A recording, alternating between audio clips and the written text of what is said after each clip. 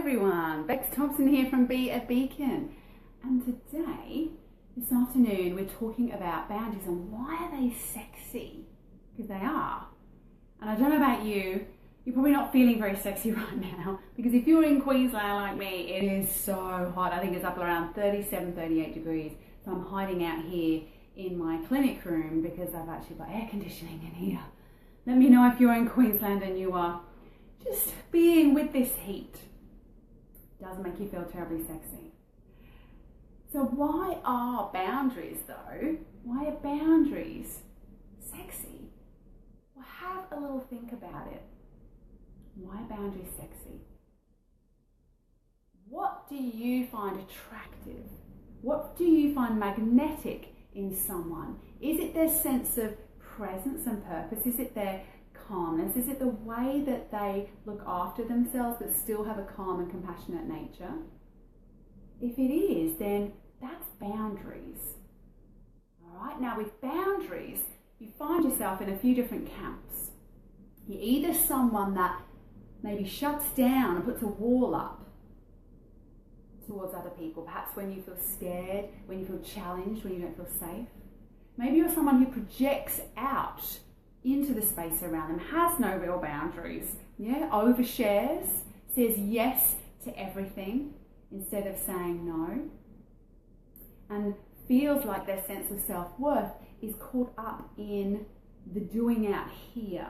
Now this is one of the most common ways, is that we don't have much of a boundary. We allow our energy out and we allow others' energy in, because one of the main things that we all want as human beings is connection. And we feel that if we open ourselves up and let people in, or we say yes and we help and we do this and we do that, then in this giving and this sharing, we're going to get connection. And the other human need that we have is we want to feel liked. So two of the main human needs is we want to feel connected and we want to feel liked. There are others like having a sense of purpose and those kinds of things. But when we're looking at boundaries, we want connection, we want to be liked. So take a moment to just let that sit in. How much do you do? How much do you let your boundaries down in order to try and create connection and to try and be liked, or to receive that appreciation?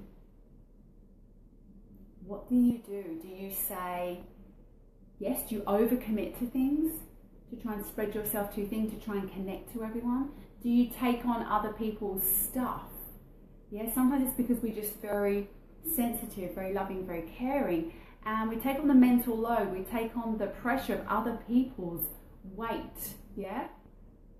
You may have friends that overshare a little bit and you take on that load because we're not very good at holding that space, because we don't want to seem uncaring, we don't want to be not liked, so we allow that person to sort of bring their energy and their stuff into our space. So can you see that there's two ways that this works? One is that we put our stuff out, we try a lot, we project out here to try and make those connections and be liked, and it comes from a good place, we care, we want to help, but we also can leave ourselves very open to other people putting their stuff on us in our effort to, again, to help, to not push away, to not reject. But when we do this, it's actually not very magnetic, it's not very sexy. If you think about some of the great leaders or people that you admire or that you feel inspired by, do they have a very strong sense of presence? Do they have a very strong sense of self? Do you get the impression that they actually look after themselves and they put themselves first? Because this is what happens. When you put yourself first and you maintain clear physical, emotional, and energetic boundaries, then you are actually more magnetic. You are more magnetic. So that means that people want to connect with you more. You are going to be seen and heard more and appreciated more. You are going to make those connections that you want, and these are fulfilling the human needs. But not only that, you are going to be valued more. You're going to be seen as to have more value because people will look at you and go, wow, she seems to really have it all together, or he seems to really have it all together. So this is the paradox. In our trying so hard, we can let all these boundaries down, we can take it all on, or we can overgive, and what happens is mental load, physical load, emotional load. And this leads to states of anxiety, stress, low back pain, neck and shoulder pain, headaches. All of these boundaries that seem such an unsexy subject, as well as maybe not sexy physically, are actually vitally important for your health and well-being.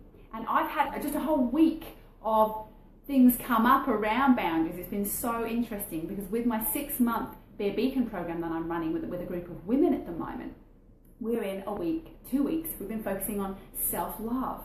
And with self-love comes these boundaries. Because if we don't love ourselves, if we don't feel ourselves worthy, then we don't allow ourselves, we don't give ourselves permission to hold this space and look after ourselves primarily, number one. So we need to have self-love as an inspirational, motivating factor in order to be able to hold clear boundaries. And one instance that I had of this week was that I have a contractor working for us for an insurance claim. There's the insurance body, then they contract out to an overseeing company, and they contract out to individual contractors. So usually I am negotiating with the actual overseers, but this one day one of the contractors rang me. He's been having a really hard time. It's not pleasant. It really sucks what he's been going through, but it doesn't relate to him doing the job that he needs to do for me. And he was giving me a lot of emotional stuff on the phone. There's a lot of projecting. He had no boundaries, and I could feel his energy just coming right at me.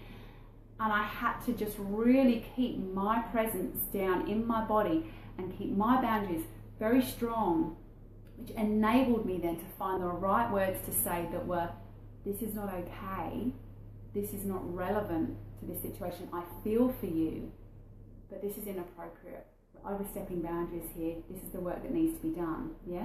And it felt amazing. As much as I feel for anyone, we all have compassion. But it is not love. It is not helping if we enable people in their weaknesses. If we come over into their energy trying to fix because it makes us feel better, or we can't stand to be in the presence of someone in pain. Let that sink in for a moment. Can you stand to be in the presence of someone in pain without wanting to come out of your boundary and try and fix it? Is it your job to fix it? It's often not. Maybe there's something they need to learn from that experience, and to be able to empower themselves. You may be able to give advice, but also there's a time and a place for different things. And you don't have to be all things to all people all of the time, particularly when it puts you at detriment to yourself.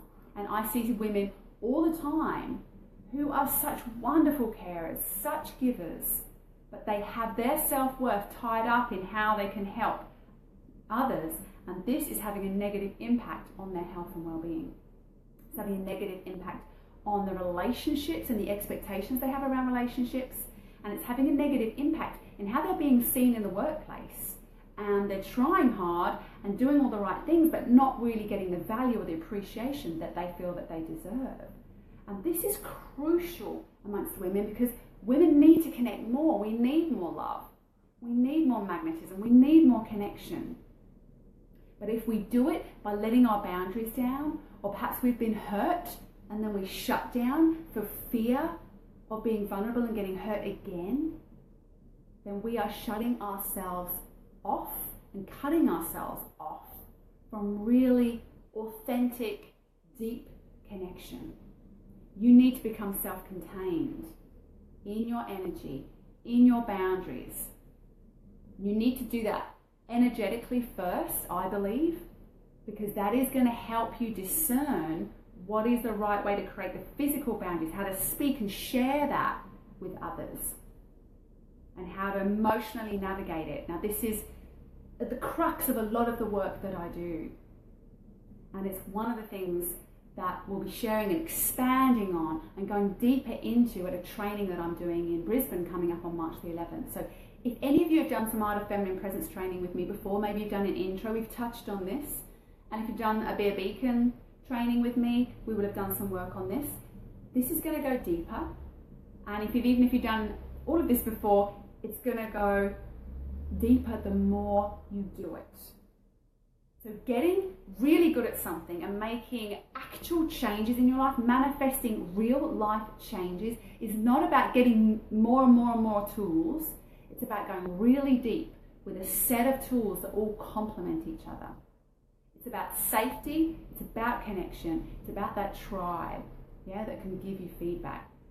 So if you're interested in really looking at how your health and your energy and the way that you're seen, the way that you show up, the way that you're valued in the world, if you're ready to look at improving those aspects of yourself, and you've been on the spiritual path for a while but you're not really getting the results you want, then I highly encourage you to come and do this embodiment training. It is very practical spirituality for every day, for any woman that has been on this path for a while. So you get some of the concepts that we're talking about here. You're not brand new into this area, so we can take you deeper into this and you can really start to see where the changes are happening. Because when I started to create more boundaries, I became instantly more magnetic in my community.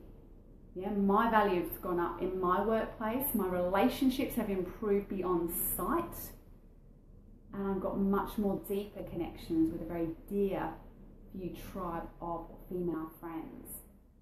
As well as being able to spread this work out wider and wider into the community. So March the 11th, if this is feeling, a little draw for you, then I would love you to join us, because this work is imperative for everyone who is at that point, is ready to take this on. So aside from that, feel into the information that we've shared today around boundaries. Are you a shrinker? Do you shut down for fear because you've been hurt before? Do you come out and overexpand your energy and try to connect and project out and help and say yes when you mean no? Do you allow others to have the weight of their problems? Do you take it all on? Because if that's you, then you really need to work on these boundaries, and I can show you how to do that. March the 11th, the training. So it is www.trybooking.com/T, capital V, capital T, capital U, and I'll put that link on underneath in the comment section below. And you get to bring a friend for free to this training. It is a sort of 7-8 hour training from 1 till 8:30 in the evening. You get to bring a friend for free so that you both can get a real taste of this work and you can help each other out afterwards. Now the early bird ends on March the 2nd. So you really want to jump in. We've got a limited number of places. The word is out with this work and it starts to bring people in pretty quickly. So if you're interested, jump in now so you can get the early bird. And I would love to see you there. Any questions? Post them in the comments below. And have a great, cool rest of your day. We'll see you then. Bye everyone.